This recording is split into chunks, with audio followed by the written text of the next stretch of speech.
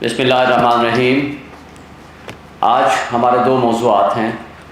ایک تو عمران خان صاحب کی منتقلی اٹک جیل سے اڈیالہ جیل کی طرف، اور دوسرا سبجیکٹ ہے سائفر کے کیس میں ہمیں انفارمیشن ملی ہے کہ چالان سبمٹ ہو گیا ہے۔ ہمارے پاس پورا ریکارڈ، وہ انفارمیشن ابھی کمپلیٹ موجود نہیں ہے،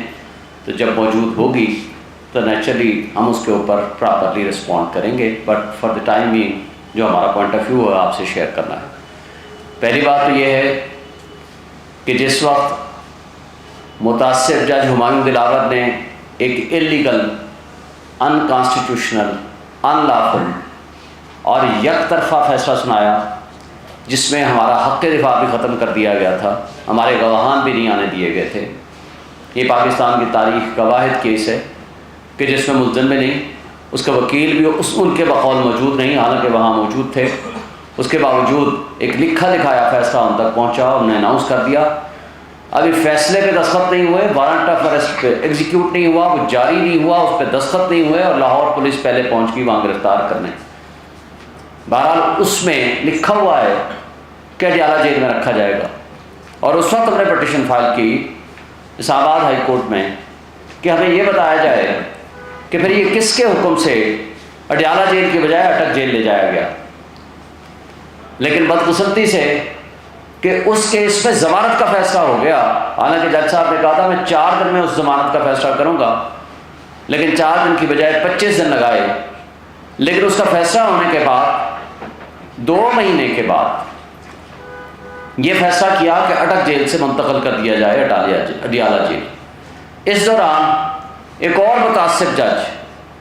ابو الحسنات ذوالقرنین، جس نے انڈیٹڈ ایک روکار بھجوا دی، اور جس میں نہ تو وکلاء موجود تھے، نہ ملزم موجود تھا، نہ عمران خان صاحب کو پروڈیوس کیا گیا، نہ ان کو طلب کیا گیا، اور ان کو گرفتاری ڈال دی گئی سائفر کے کیس میں۔ اور اس دوران سائفر کیس FIR بھی درج ہو گئی جس کا کسی کو نہیں پتا تھا۔ اب مسئلہ یہ تھا کہ چلے سائفر کے کیس میں ضمانت کا فیصلہ کر دیں، 6 تاریخیں جج صاحب یا چھٹی پہ چلے گئے، یا کسی ایک بہانے سے یا دوسرے بہانے سے وہ ڈیلے کرتے رہے، یا پراسیکیوشن ڈیلے کرتی رہی۔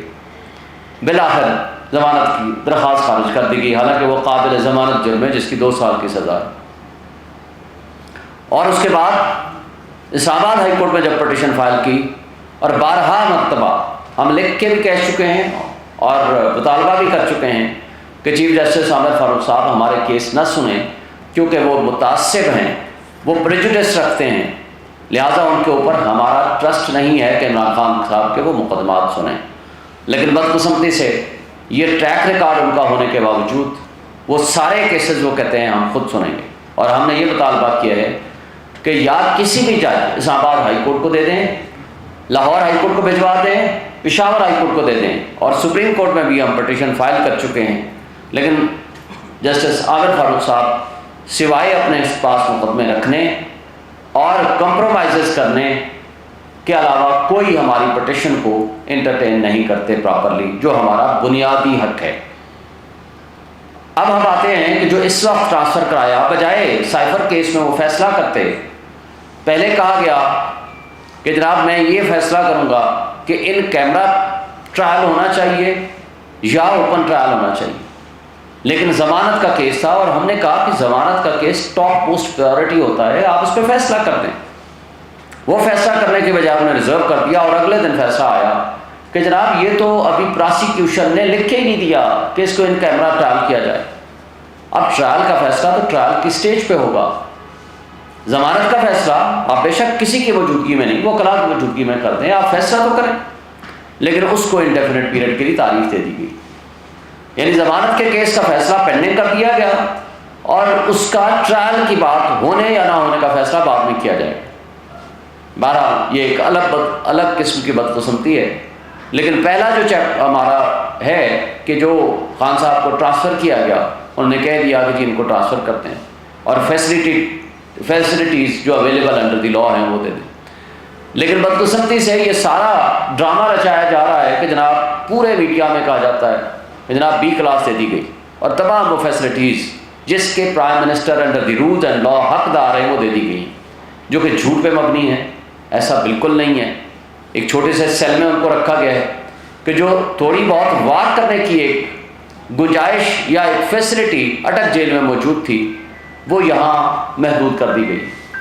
پھر یہاں ہمیں خطرہ ہے کہ خان صاحب کے اوپر قاتلانہ حملے آلریڈی ہو چکے ہیں، اور جس کی کڑیاں پی ڈی ایم کی جماعتوں کی طرف جاتی ہیں اور طاقتور طبقوں کی طرف جاتی ہیں کہ جہاں جو کچھ ہوتا رہا خان صاحب کی ایف آئی آر نہیں کاٹی گئی تھی، آج ہمیں شدید خطرہ ہے ان کی لائف کو، ان کی زندگی کو۔ اسی طرح جس طرح آپ نے ماضی قریب میں دیکھا عمران ریاض کو اٹھایا گیا، آج وہ واپس آ گئے ہیں، لیکن وہ فزیکل اینڈ مینٹل جس حالت میں ہیں وہ سب آپ کے سامنے ہیں۔ اس لیے نہ تو کھانوں کا کوئی چیک ہو رہا ہے کہ کس طرح کے کھانے ان کو دیے جا رہے ہیں، کہیں خدا نہ خواستہ ان کے ساتھ کسی قسم کا بھی مسحیق ہو سکتا ہے، اس طرح کی اور کوئی حرکت جو پی ڈی ایم کی جماعتیں ان کے پیچھے لگی ہوئی ہیں اور کچھ طاقتور لوگ جو پیچھے لگے ہوئے ہیں، تو ہم یہ وارن کرنا چاہتے ہیں تمام ایڈمنسٹریشن کو، تمام اداروں کو اور تمام ان لوگوں کو کہ جو اس میں جو کوتاہی برت رہے ہیں، جو زندگی کو خطرے میں ڈال رہے ہیں، اگر خدا نہ خواستہ ایسا کچھ ہوا تو قوم آپ کو معاف نہیں کرے گی۔ ماضی میں آپ نے دیکھا کہ کس طرح ذوالفقار علی بھٹو کی شہادت ہوئی اور وہ بھی کورٹس کے ذریعے کرائی گئی، اور کس طریقے سے بے نظیر بھٹو کی شہادت کرائی گئی، اور کس طرح عمران خان کے اوپر ایک نہیں کئی قاتلانہ حملے ہوئے۔ اللہ نے زندگی رکھی تھی وہ بچ گئے، لیکن اس طرز عمل سے، اس طریقہ کار سے جو کہ آج ان کے ساتھ سلوک رکھا جا رہا ہے اور جو ہمیں انفارمیشن ملی ہے، اس کی بنیاد پر ہم یہ عدالتوں سے بھی مطالبہ کرتے ہیں کہ بارہا ان کو لائف تھریٹس ملی ہیں، گورنمنٹ آف پاکستان نے بھی ان کو انفارم کیا ہے، اور اس کے علاوہ ہماری جو انفارمیشن ہے اس کے ذریعے اڈیالہ جیل میں ان کے ساتھ کوئی اس طرح کا خطرناک قسم کا منصوبہ بنایا جا سکتا بھی ہے اور اس کے امکانات بھی ہیں۔ اس لیے ہم بجا طور پر یہ سمجھتے ہیں کہ ان کو جو ان کی facilities under the law and constitution in کا حق ہے وہ ملنی چاہیے، اور اس کے ساتھ کسی قسم کا ایسا کوئی رویہ یا اس طرح کی کوئی حرکت جو کچھ ان کے ساتھ ممکنہ طور پر ہو سکتی ہے اس کا تدارک کیا جائے، اور اس سلسلہ میں ہم جلد ہی ہم ہائی کورٹ سے بھی رجوع کریں گے اور سپریم کورٹ سے بھی رجوع کریں گے۔ آج جو سائفر کے حوالے سے بات ہے، میں سمجھتا ہوں کہ سائفر کا مقدمہ درج کرنا اٹ سیلف ایک غلامی کی بدترین مثال ہے۔ جس شخص نے عمران خان، جس شخص نے ملک کی سلامتی اور خود مختاری کا دفاع کیا، جس نے ایبسلیوٹلی ناٹ کہا، اس کو آپ نے چند دنوں میں رجیم چینج آپریشن کی سازش کے تحت ان کو اقتدار سے ہٹا دیا، اور جس شخص نے کہا بیگرز آر ناٹ چوزرز، اس کو آپ نے پرائم منسٹر بنا دیا، اور جس شخص نے کہا امریکہ ہماری وینٹیلیٹر ہے، اس کو آپ نے ڈیفنس منسٹر بنا دیا، اور جو سازش میں ملوث کردار تھے ان کو یا تو آپ نے ان کے مقدمات ختم کر دیے یا ان کو اقتدار وہ بخشا کہ جس کی آج پاکستان نتائج بھگت رہا ہے۔ کل عید میلاد النبی کے موقع پر جو بربریت ہوئی، جو ہمارے انسانی جانوں کا نقصان ہوا، ہمیں اس پہ بہت افسوس ہے، مگر میں پوچھتا ہوں اپنے ان طاقتور ریاستی اداروں سے، اپنی ان انٹیلیجنس ایجنسیز سے، اپنے ان اداروں سے جن کی اور حکومتوں سے جن کی یہ ذمہ داری ہے کہ وہ دہشت گردی کو ختم کریں، جن کی یہ ذمہ داری ہے کہ وہ پراپر انٹیلیجنس بیسڈ آپریشنز کریں، لیکن ان کو بدقسمتی سے تمام اداروں کو، تمام ایجنسیز کو، پولیس کو ایک کام پہ لگا دیا گیا کہ کسی طریقے سے عمران اور پی ٹی آئی کو کرش کیا جائے، لیکن پی ٹی آئی کی مقبولیت تو نہ ختم کر سکے، لیکن بدقسمتی سے ملک کو ایک بدامنی، ایک جرائم کی آماجگاہ بنا دیا۔ آج جس طرح کی دہشت گردی کا سامنا ہمیں ہے، اس کو ہم مکمل طور پر ماضی قریب میں ختم کر چکے تھے، اور اسی طرح آج جو 25 کروڑ عوام بھوک، مہنگائی، بے روزگاری اور غربت کی لکیر کے نیچے چلی گئی ہے، وہ خودکشیاں کرنے پہ مجبور ہو گئی ہے، اور یہ سارا فراڈ اور ڈرامہ صرف ایک شخص کی دشمنی میں رچایا گیا۔ یہ ایڈونچر مس ایڈونچر ہو گیا، اور آج بھی ہمارے وہ لوگ اپنی پالیسیوں پہ نظر ثانی کرنے کے لیے تیار نہیں ہیں۔ تو کیا اس ملک کو، 25 کروڑ عوام کو جس دلدل میں پھنسا دیا گیا ہے، کیا یہ طریقہ کار آپ جاری رکھیں گے؟ کیا عمران خان کے بغیر کاکڑ صاحب کہتے ہیں کہ الیکشن ٹھیک ہوگا، اور پھر ساتھ یہ کہتے ہیں کہ نہیں جی یہ غلط فہمی کی بنیاد پر مروڑ تروڑ کر میرا بیان پیش کیا گیا، پھر دوسرا انٹرویو دیتے ہیں کہ نہیں اگر پی ٹی آئی بھی نہیں ہوگی تب بھی وہ الیکشن لیجٹیمیٹ ہوگا۔ دل کی بات زبان پہ آ جایا کرتی ہے۔ کاکڑ صاحب سے پوچھتا ہوں، یہ تمہارا کام ہے کہ تم کیئر ٹیکر ہو، تمہیں کس نے یہ اختیار دیا ہے کہ چارٹر طیارے کے اوپر تم آپ کی عوام کے پیسے کو آپ ضیاع کریں؟ آپ کو کس نے اختیار دیا ہے کہ آپ پوری دنیا میں گھومتے پھریں، اور وہ سرکار کے خرچے پہ، پبلک کے فنڈز پہ؟ آج صورتحال یہ ہے، یو این ڈی پی کی رپورٹ کے مطابق 17.5 سے 18 بلین ڈالر سالانہ ہم اشرافیہ کو مفت مراد دے رہے ہیں۔ کیا آپ اس بات کے متحمل ہو سکتا ہے ہمارا ملک؟ اور اس کے باوجود بڑی ڈٹائی کے ساتھ بیٹھ کے کہتے ہیں کہ نہیں،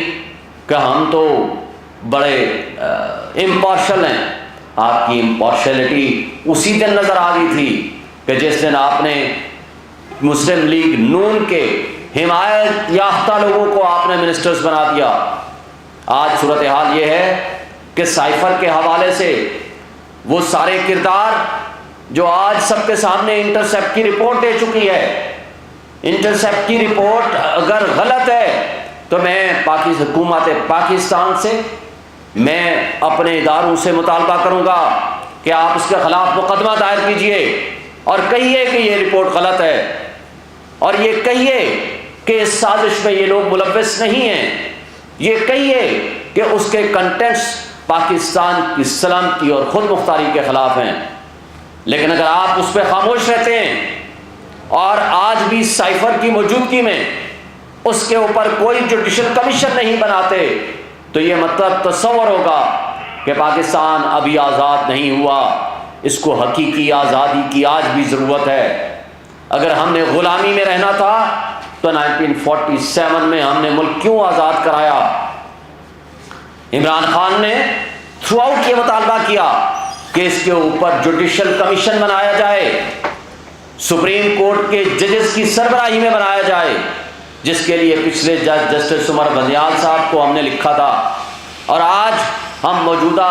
چیف جسٹس قاضی فائز صاحب سے یہ مطالبہ کرتے ہیں کہ اس کے اوپر، سائفر کے اوپر ایک ہائی پاور جوڈیشل کمیشن بنایا جائے، اور اس کے اوپر فائنڈنگز دی جائیں کہ اس کے اندر کون کون کردار ملوث ہیں، کون کون رجیم چینج آپریشن کے کردار ہیں، اور کس طریقے سے اس ملک کو نہ صرف غلامی کی دلدل میں دھکیل دیا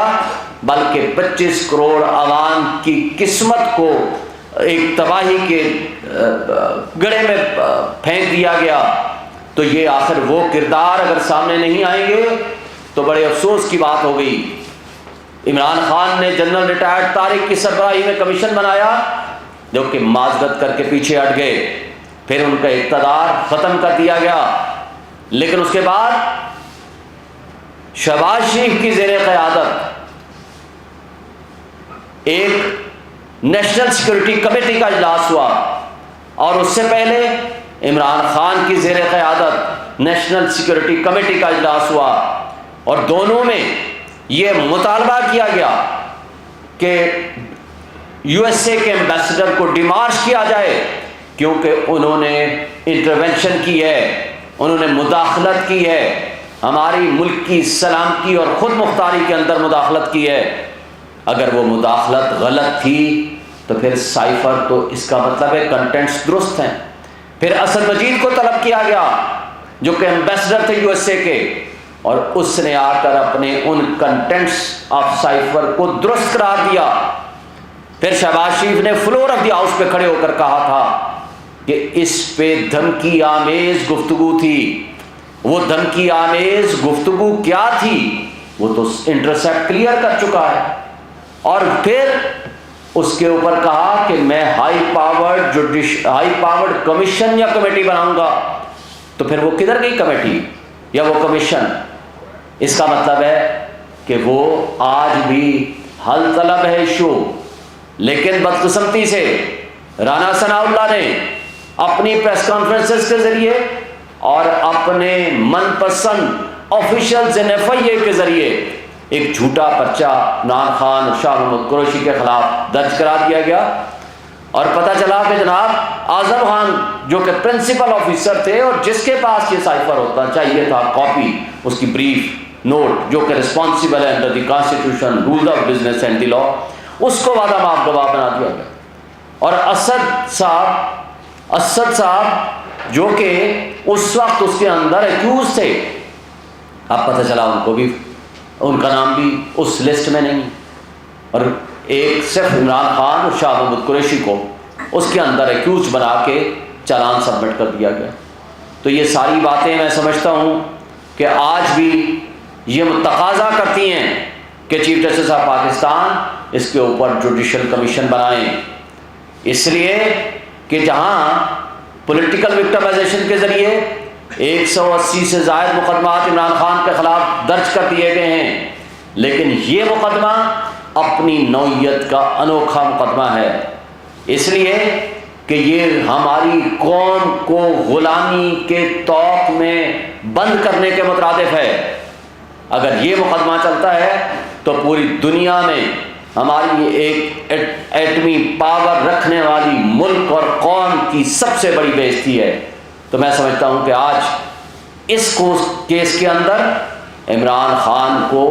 سزا دلانا مقصد ہے، اس لیے تاکہ اپنے آقاؤں کو یہ میسج دے سکیں، وہ پی ڈی ایم اور کی وہ فاشسٹ جماعتیں جنہوں نے غلامی کا طوق قبول کیا تھا، اور ان کو پیغام دیں کہ جو آزادی کا نعرہ لگانے والے لوگ ہیں، ہم نے ان کو عبرت کی نشان بنانا ہے تاکہ پوری قوم غلامی میں کو قبول کر لے، اور یہ ہمارے لیے کسی طور قابل قبول نہیں ہے۔ تھینک یو سر، یہ بتائیے کہ 28 گواہ پیش کیے گئے، اس میں دفتر خارجہ بھی شامل ہے، پی ایم ہاؤس کے افسران بھی شامل ہیں، اور اس نے بھی جب ان کیمرہ سماعت ہوئی تھی اس میں 161 کا بیان تھا۔ یہ 164 کا بیان کب ہوا؟ یہ تو مجسٹریٹ کے سامنے ہوتا ہے۔ ایک بات تو یہ ذہن میں رکھیں کہ یہ FIR اس لیے نہیں بن سکتی تھی کہ ڈی کلاسیفائی کرنے کا حکم ہوا کیبنٹ کے ذریعے۔ جب کیبنٹ جو کہ کمپیٹنٹ اتھارٹی ہے انڈر دی کانسٹیٹیوشن، وہ ڈی کلاسیفائی کرنے کا حکم دے دے تو ڈی کلاسیفائڈ ڈاکومنٹ کبھی وہ سیکرٹ نہیں ہوتا، لیکن اس کے باوجود اس کی آج بھی سیکریسی برقرار ہے۔ اس لیے جہاں تک آپ نے 164 کی سٹیٹمنٹ کی بات کی ہے،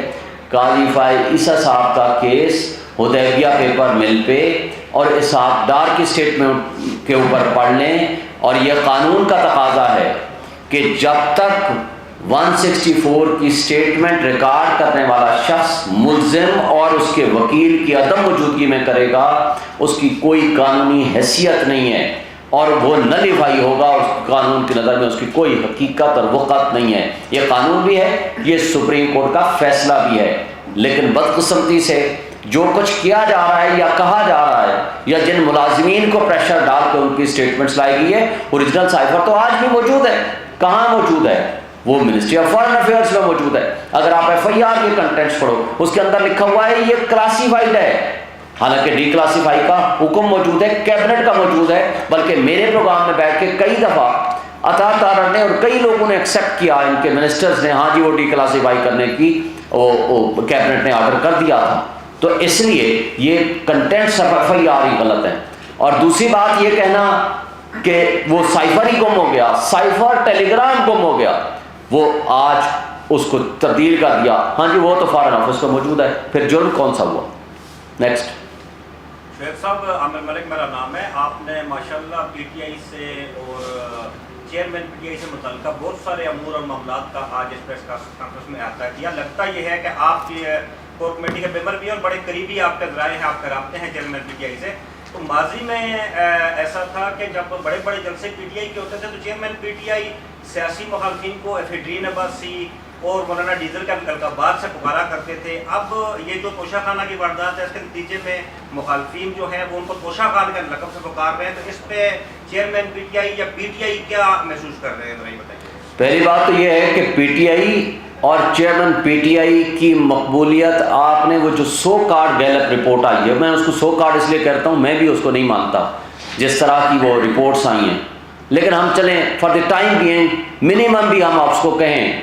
پوری عوام کی 70% آبادی آج بھی وہ ایک ہی شخصیت کو پسند کرتی ہے، اس کے نظریات سے متفق ہے، وہ واحد شخص ہے عمران خان اور پی ٹی آئی.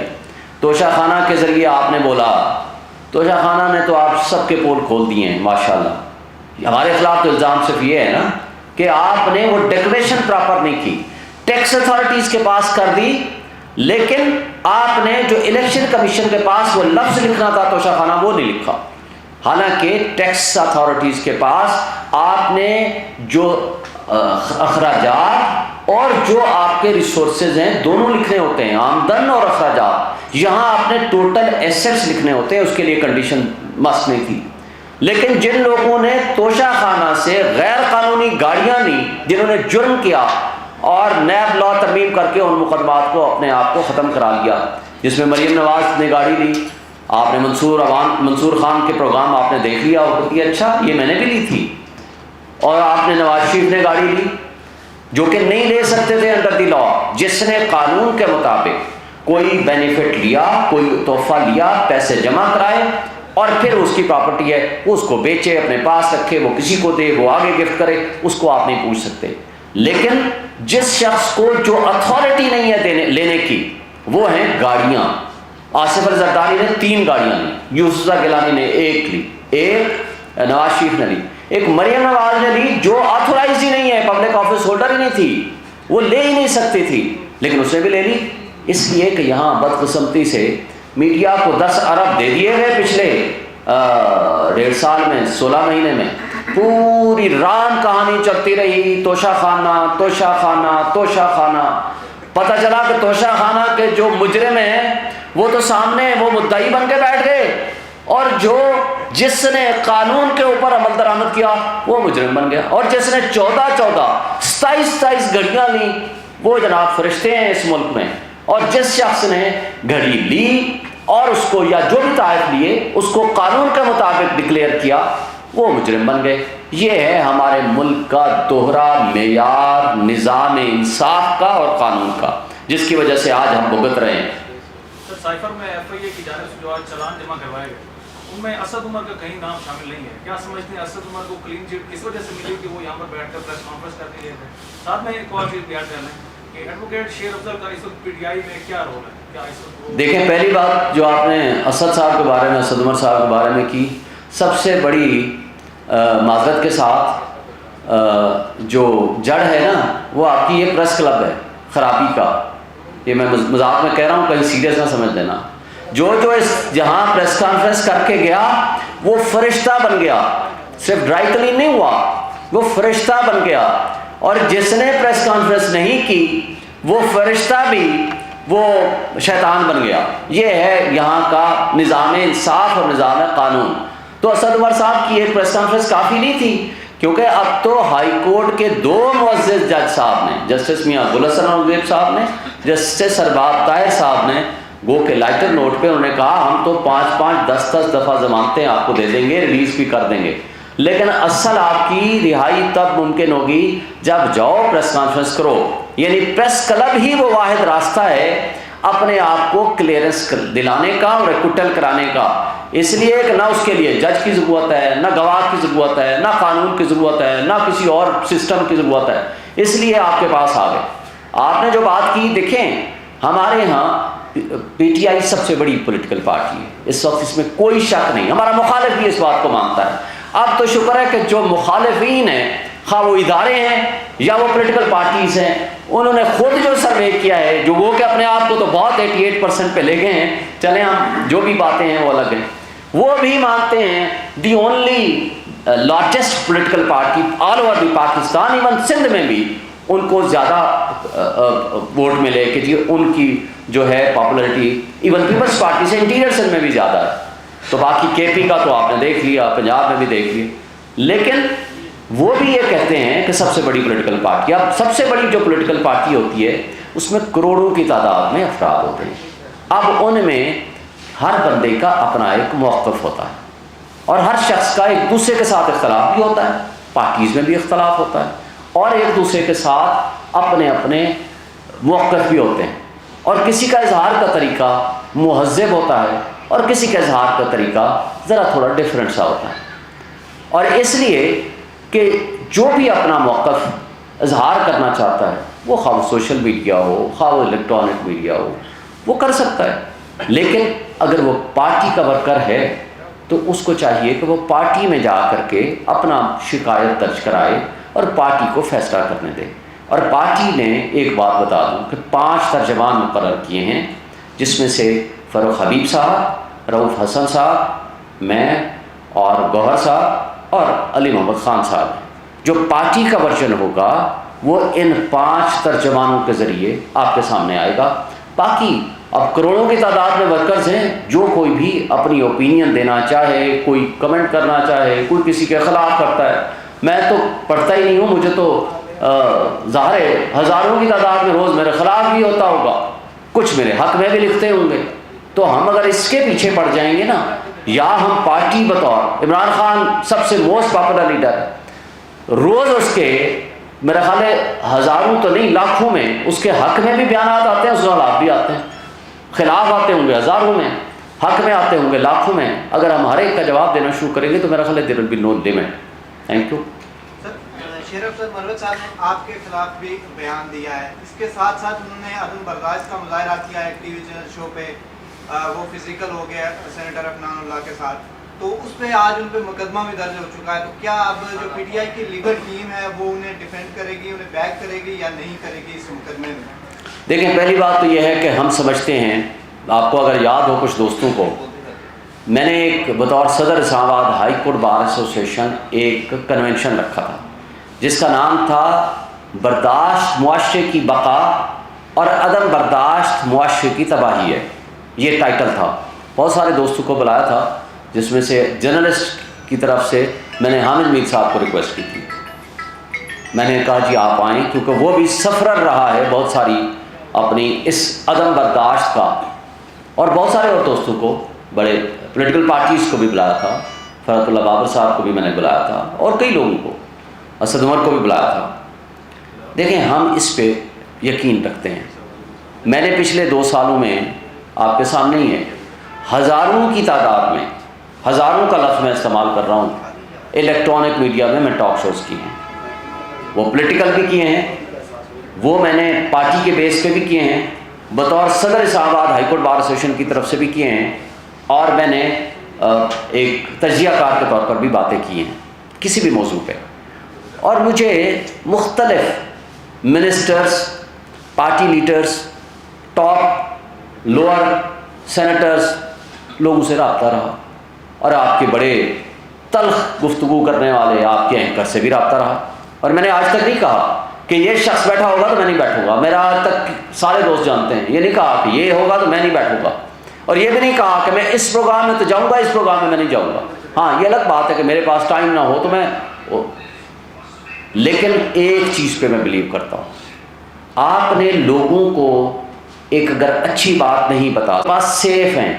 یہ اسی طرح جیسے منکر نکیر جو ہے نا آپ کی چیزیں لکھ رہے ہیں, آج آپ منکر نکیر بنے ہوئے ہیں. استغفر اللہ, کوئی اسلامی غلط بات میرے سے نہ ہو جائے, میں صرف ایسے کہہ رہا ہوں.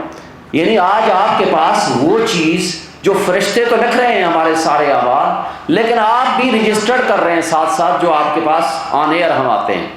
اور وہ جو رجسٹرڈ چیزیں ہیں ساری دنیا جب چاہے یوٹیوب میں جائے اور آپ کے پروگرام دیکھ لے. کوشچن یہ ہے کہ ہم نے لوگوں کو سبق کیا سکھانا ہے. اگر ہمارے میں برداشت نہیں ہوگی, ہم پڑھے لکھے طبقے میں برداشت نہیں ہوگی, اگر ہم ایک دوسرے کے ہم نظریات میں اختلاف رکھیں, ہم ڈفرینسز آف اوپینین رکھیں, لیکن لوگوں کو یہ بتائیں یہ ہمارا موقف ہے, یہ لوگوں کو آپشن دیں, لوگوں کو سمجھائیں, لوگوں کو ٹرینڈ کریں. اور میرے موقف سے کوئی اختلاف کرتا ہے یا اے سے رکھتا ہے یا بی سے رکھتا ہے, یہ اس کی مرضی ہے. رائٹ ٹو انفارمیشن ہمارا حق ہے, اور right to information fundamental right ہے. لوگوں تک انفارمیشن ہم نے پہنچانی ہے اور وہ انفارمیشن لیتے ہیں اور اپنی اوپینین ڈیولپ کرتے ہیں. اگر میں اور آپ یا ہم پڑھے لکھے لوگ ایک جگہ پہ بیٹھ کے اگر ایسی پریسیڈنٹ سیٹ کریں گے تو اس عدم برداشت نے پہلے ہی معاشرے میں تباہی پیدا کر دی ہے. اور یہ تباہی خواہ وہ آپ نے دیکھ لیا جڑاوالا میں کیا ہوا, خدا نخواستہ. اس سے پہلے کئی چیزیں ہیں, کئی معاملات ہیں آپ کے سامنے. ہماری ذمہ داری ہے, آپ کی میڈیا کی ذمہ داری ہے, ہم ان لوگوں کو انکریج کریں جن کا اندر برداشت ہے, جو ریزنیبل گفتگو کرتے ہیں, ریزن اور لاجک کے ساتھ لوگوں کو قائل کریں. ہم یہاں ایک دوسرے کو گرانے میں لگے ہوتے ہیں, یہ نہیں سوچتے کہ اس کا امپیکٹ ہم پبلک, قوم, لوگوں میں کیا پیدا کر رہے ہیں. میں سمجھتا ہوں کہ یہ غلط روایت قائم کی ہمارے ساتھی نے بھی اور دوسری سائڈ سے نے بھی. یہ انتہائی غلط روایت تھی, اس کو ہم کسی صورت انکریج نہیں کریں گے. باقی پارٹی فیصلہ کرے گی کہ ان کی کیا رائے, ان تک یہ سچویشن پہنچ چکی ہے اور وہ پارٹی کی کور کمیٹی جو فیصلہ کرے گی ہم پارٹی کے پابند ہوں گے. لیکن یہ میری رائے ہے کہ ہم برداشت کے قائل ہیں, ہم تہذیب کے دائرے میں رہنے کے قائل ہیں. جو بد تہذیبی کرے گا, جو عدم برداشت کا رویے کا اظہار کرے گا, جو غلط گفتگو کرے گا, خواہ وہ کسی بھی پولیٹیکل پارٹی سے ہو, ہم اس کو سپورٹ نہیں کریں گے. سر امین بول ٹی وی سے, میاں صاحب وطن واپس آنے قانونی رائے, قانونی ترجیح سے جواب چاہیے گا. ہمارے رہنمائے ملت جناب میاں محمد نواز شریف صاحب وطن واپس آنے, وہ کیا لڑیں گے, الیکشن یا مقدمات؟ نواز شریف صاحب کا مجھے تو ابھی تک یقین نہیں ہے کہ وہ آئیں گے. دوسری بات, ان کے پچھلے 1 مہینے 15 دن کے اندر اندر مختلف بیانیے آپ نے دیکھ لیے. جو ڈیلر ہوتا ہے ڈیل کر کے جاتا ہے, ڈیل کر کے آتا ہے, پھر ڈیل کر کے جاتا ہے, پھر واپس آتا ہے, پھر ڈیل کر کے جاتا ہے اور پھر ڈیل کر کے واپس آنا ہے. ڈیلر کبھی لیڈر نہیں ہوتا. لیڈر ایک ہے اس وقت, وہ ہے عمران خان, جو کہ اس وقت جیل میں ہے, جس کا مرنا جینا اس ملک کے ساتھ ہے. لیکن ڈیلر صاحب جب آئیں گے ان کو قانون کا سامنا کرنا پڑے گا. قانون کی نظر میں جو سزا یافتہ مجرم ہے, سزا یافتہ اشتہاری مجرم ہے, اس کو ضمانت بھی نہیں ملا کرتی, کیونکہ ضمانت کا اس نے مس یوز کیا ہے. یہ ہے قانون کی بات. وہ جیل میں جائیں گے, اس کے علاوہ ان کا کوئی ٹھکانہ نہیں ہے, اور ضمانت بھی نہیں ہو سکتی یہ قانون کے مطابق, اس لیے کہ میجر پنشمنٹ ان کو ملی ہوئی ہے, اور اس کے ساتھ ساتھ انہوں نے مس یوز آف بیل کی ہے. اور وہ کون سے ڈاکٹرز تھے جو یہ کہتے تھے پاکستان کی ہواؤں اور فضاؤں میں واپس جاؤ گے تو آپ بیمار ہو جاؤ گے, اگر پوری دنیا میں گھومتے رہو تو آپ بہت صحت مند ہیں. Thank you.